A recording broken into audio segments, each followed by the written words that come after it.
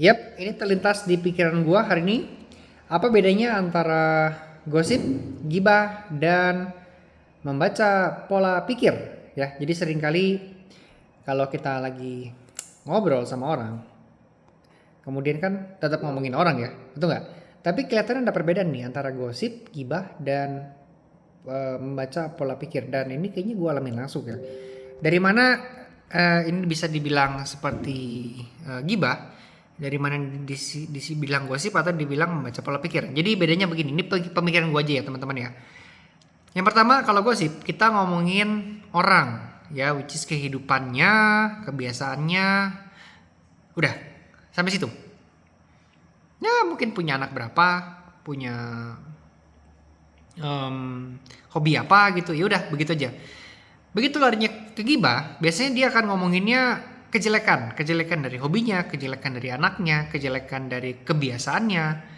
Dan biasanya begitu larinya ke gibah, ini akan lama lah ibaratnya gitu ya.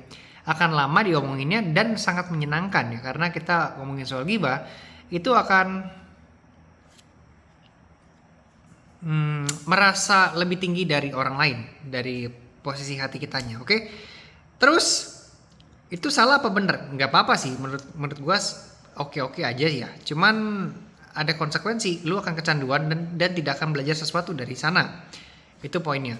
Kemudian konteksnya gibah, kenapa jadi jelek? Karena kamu ngomongin hal yang sama orang yang sama juga ya, berulang-ulang. Begitu. Orang yang sama, halnya sama, berulang-ulang.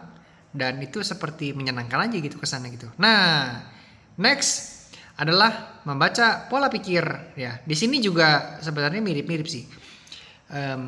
Membahas kejelekan, membahas kebaikan juga, dan sometimes dari kejelekan ini kita bahas tentang backgroundnya seperti apa ya. Kenapa dia bisa ngambil actionnya kayak begitu, pola pikirnya kata-katanya seperti itu, dan itu jadi bahan buat diskusinya bersama dengan seseorang ya. Tapi kalau di mind learning ini ya, atau membaca pola pikir, itu gue pikir ya, yang gue rasa kita membahas dengan orang yang sama tapi nggak diulang, jarang diulang, atau diulangnya nggak setiap saat. Mungkin ada jangka waktu 6 bulan sekali, 7 bulan sekali gitu ya. Dan ketika larinya ke arah sini, kita mendapatkan pelajaran dari hasil gibahan gitu ya. Jadi I think sama-sama menyenangkan gibahnya, tapi minimal kita mempelajari suatu pelajaran, nilai moral, dan action plan apa nih yang boleh diambil dan gak boleh diambil, dan itu kita bisa jadikan sebagai sebuah pengalaman. Oke? Jadi seperti gibah, tapi basically ada pembelajarannya, jadi kita sebutnya adalah mind learning. Oke? Tapi ini pengalaman gue pribadi, seringkali orang kayaknya nggak bisa ngebedain ya antara gibah sama mind learning. Dimana ini gue ngalamin langsung, gue ada upload di video sebelumnya. Lu cari tahu aja ya. Ini gue ngomongin apa sih ya.